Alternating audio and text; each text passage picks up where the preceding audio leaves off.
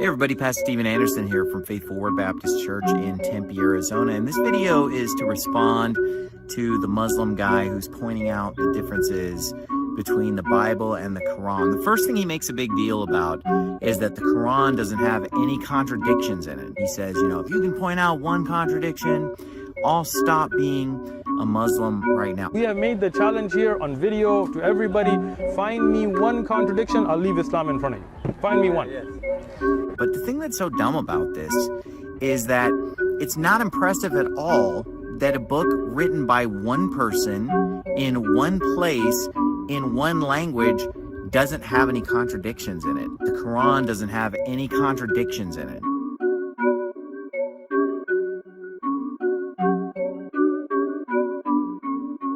But this is filled with contradictions. That's kind of meaningless. But this is filled with contradictions. The thing about the Bible is that the Bible's written by almost 39 authors over the course of 1,600 years in 3 different languages, and yet it all cohesively combines together with the same message. And the Bible not having contradictions is impressive.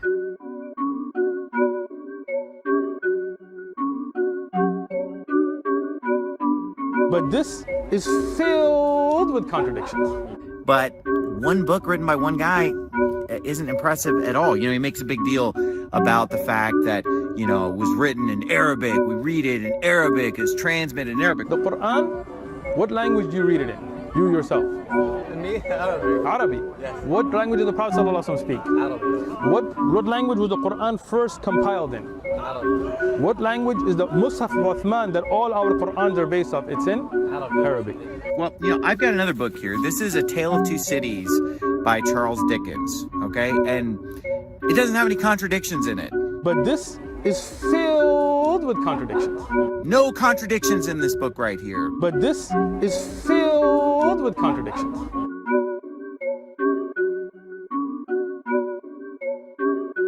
And what language was it revealed in, my friend? It was revealed in English. It was revealed in England. You are reading it in English. So what? Who cares? But this is filled with contradictions. That's not impressive for a guy to write a book that doesn't contradict itself. But this is filled with contradictions. And the thing about this book is that this is actually a good book. But this is filled with contradictions. This is actually worth reading. This is actually considered great literature. But this is filled with contradictions. It's not even a good book. It's not even an entertaining read. It's, in fact, one of the most boring books that I've ever read in my life. But this is filled with contradictions. But anyway, another mistake that this guy makes is that, he claims that the New Testament was not originally written in Greek. The oldest scriptures of the Bible today are in Greek, not in Arabic. He claims that the New Testament was not originally written in Greek. The oldest scriptures of the Bible today are in Greek, not in Arabic.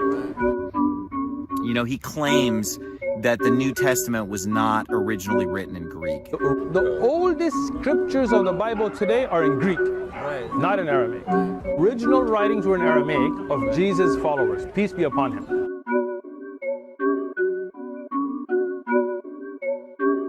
The oldest scriptures of the Bible today are in Greek, not in Arabic.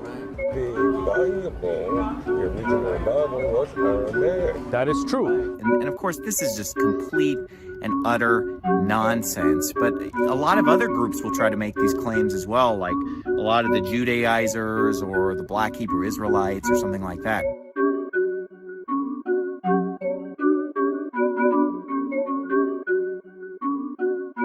But just stop and think about this, okay? He's claiming that the New Testament was originally written in Aramaic. The oldest scriptures of the Bible today are in Greek, not in Aramaic. But yet, why would the Apostle Paul write an epistle to the Thessalonians in Aramaic when Aramaic's not a language that was spoken in Thessalonica? Obviously, these epistles that Paul wrote to Greek-speaking cities were written in Greek. The oldest scriptures of the Bible today are in Greek, not in Aramaic. Theophilus is being written to in Greek. The book of Revelation is sent to the 7 churches in Asia. Okay, and in Asia Minor at that time, it was a Greek-speaking place. And the oldest scriptures of the Bible today are in Greek, not in Aramaic. And I've done a whole sermon on that called Greek, the Language of the New Testament, where I prove that beyond any shadow of a doubt. 6 ways to Sunday. This is just a dumb, ignorant statement to say, oh, well, the New Testament's originally written in Aramaic. The oldest scriptures of the Bible today are in Greek, not in Aramaic. Oh, well, the New Testament's originally written in Aramaic. The oldest scriptures of the Bible today are in Greek, not in Aramaic. Oh, well, the New Testament's originally written in Aramaic. Okay, so the next thing that I want to point out is that he starts going through the supposed contradictions. But this is filled with contradictions. And he brings up the genealogies in Matthew versus Luke, that they're different.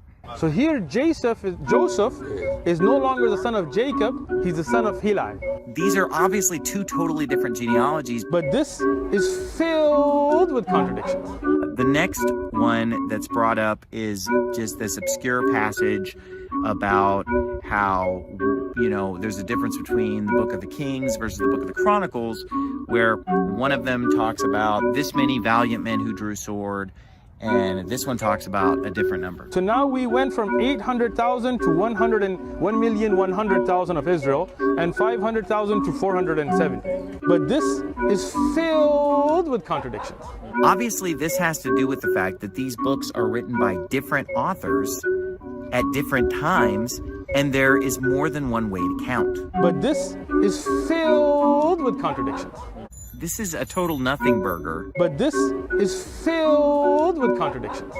This is a total nothing burger. But this is filled with contradictions. This is a total nothing burger, and so forth. Another one that he brings up is about Michal, the daughter of Saul, and about how it says that she had no child till the day of her death. Then he pulls out a place where it talks about her having 5 children. But this is filled with contradictions. And he thinks this is a contradiction. Therefore, Michal, the daughter of Saul, had no children to the day of her death. Michal, daughter of Saul, daughter of Saul. So not like there's a different Michal, because they'll be like, oh, different one. No. She had no children till she died. Okay. Same Michal, same Bible, except now we're in 2 Samuel in 21:8. Whom she bore, Saul had 5 sons of Michal, the daughter of Saul, whom she brought up as Adriel, the son of Brilai. This is filled with contradictions. If someone, for example, is not a Muslim, what's the difference between this book and that book? Excellent question. The Quran doesn't have any contradictions in it. But this is filled with contradictions. Because this is a general question. Very good question. Let me just give you my difference between the Quran and the Bible. The Quran doesn't have any contradictions in it. But this is filled with contradictions.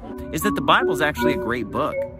You know, obviously it's the Word of God. The Quran doesn't have any contradictions in it. But this is filled with contradictions. Well, you know, the difference with the Bible is that the Bible's been translated into all kinds of languages, and it's every bit as good in translation. You know, the Bible's just as good reading it in the King James Version as reading it in the original Greek and Hebrew. But this is filled with contradictions. The Quran doesn't have any contradictions in it. The Quran doesn't have any contradictions in it. The Quran doesn't have any contradictions in it. But this is filled with contradictions.